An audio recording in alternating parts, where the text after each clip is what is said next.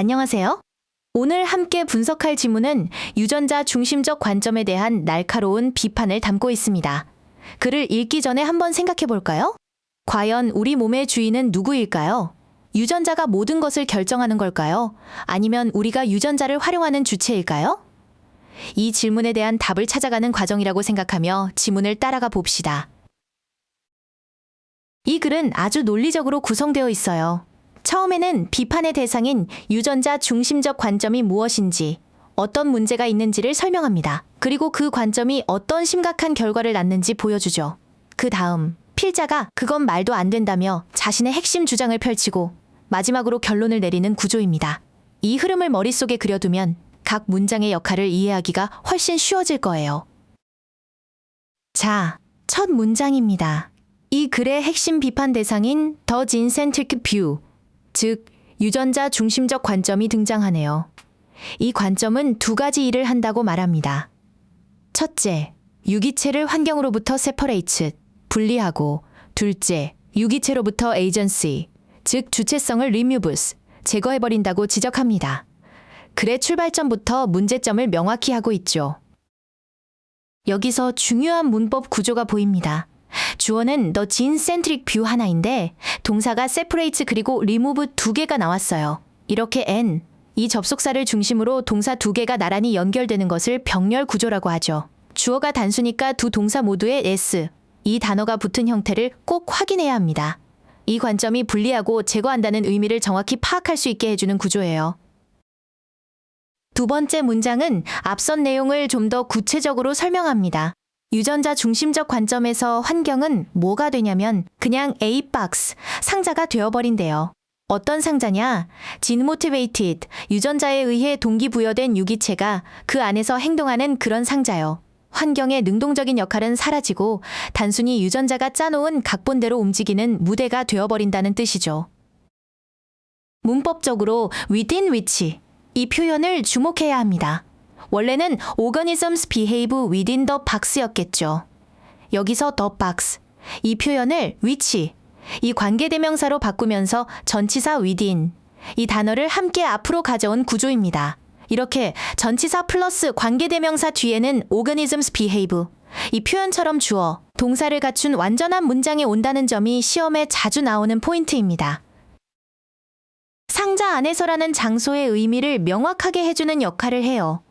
따라서 ET, 즉 유전자 중심적 관점은 misleadingly, 오해의 소지가 있게 원인을 둘로 나눕니다.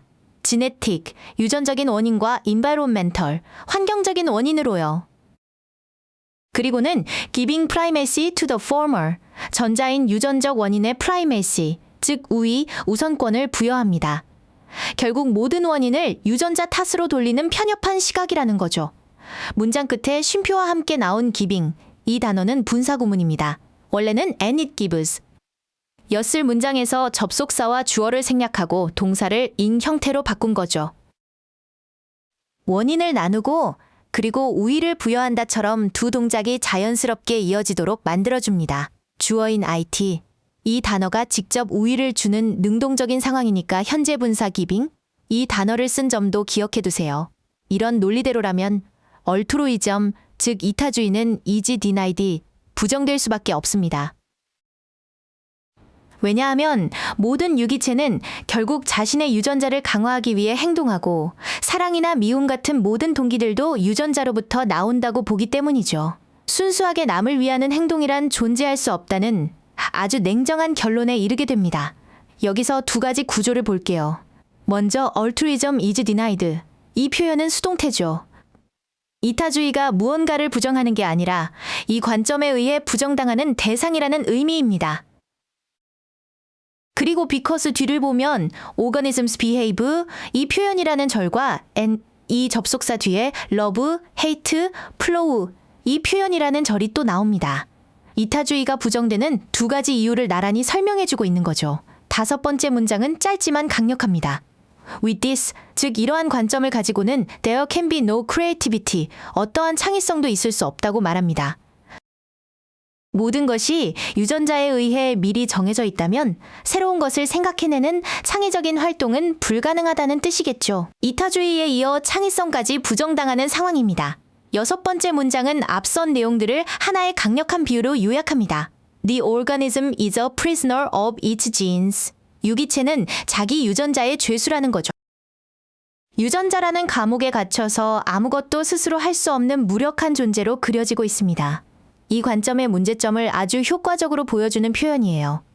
자, 7번째 문장에서 분위기가 완전히 바뀝니다. This is evidently nonsense. 이 표현 이것은 명백히 난센스, 즉 터무니없는 말이라고 정면으로 반박하죠. 여기서 this, 이 단어는 바로 앞 문장, 유기체가 유전자의 죄수라는 말을 가리킵니다. 그러면서 필자는 그 비유를 뒤집어 버립니다. 만약 죄수가 있다면 그건 바로 유전자여야 한다고요. 여기 아주 재미있는 문법 구조가 나옵니다. The genes, 이 명사를 2개의 분사가 꾸며주고 있어요. 첫 번째는 locked, 유전자 입장에선 유기체 안에 갇힌 거니까 수동의 의미로 과거 분사를 썼고요. 두 번째는 obeying, 유기체의 의지에 복종하는 것이니 능동의 의미로 현재 분사를 썼습니다. 이렇게 형태가 다른 과거 분사와 현재 분사도 나란히 명사를 수식할 수 있다는 점 꼭 기억해 두세요. 8번째 문장에 이 글의 주제문이 나옵니다. It is that. 구조가 보이시나요?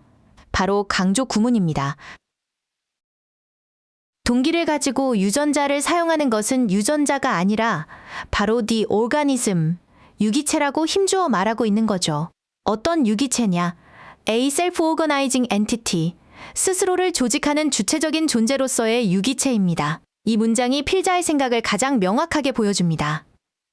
여기서 self-organizing, 이 표현이 정말 중요합니다. 자기 조직적이라는 뜻인데요. 외부의 어떤 설계도나 명령어, 즉 유전자의 지시 없이도 스스로 복잡한 질서를 만들어가는 존재라는 의미를 담고 있어요. 이것이 바로 유기체가 수동적인 기계가 아니라 주체성을 가진 존재라고 말할 수 있는 핵심 근거가 되는 거죠. 자신의 주장을 뒷받침하기 위해 필자는 organism, 즉 유기체라는 단어의 어원까지 가져옵니다. 이 단어의 기원 자체가 유기체를 self-organizing beings, 자기 조직적 존재로 정의하는 데 있다는 거죠. 심지어 그 역사가 칸트의 철학까지 거슬러 올라간다고 말하며 주장의 역사적 정당성을 강조하고 있습니다. 마지막 문장입니다. 유전자 중심적 관점은 결국 strips the organism of its definitive self, 이 표현이라고 결론 내립니다. strip A of B, 이 표현은 A에게서 B를 빼앗다, 박탈하다는 뜻이에요. 즉, 유기체로부터 그 본질적이고 확고한 자아를 빼앗아 버리는 것이 바로 유전자 중심적 관점의 가장 큰 문제점이라고 다시 한번 강조하며 글을 마무리합니다.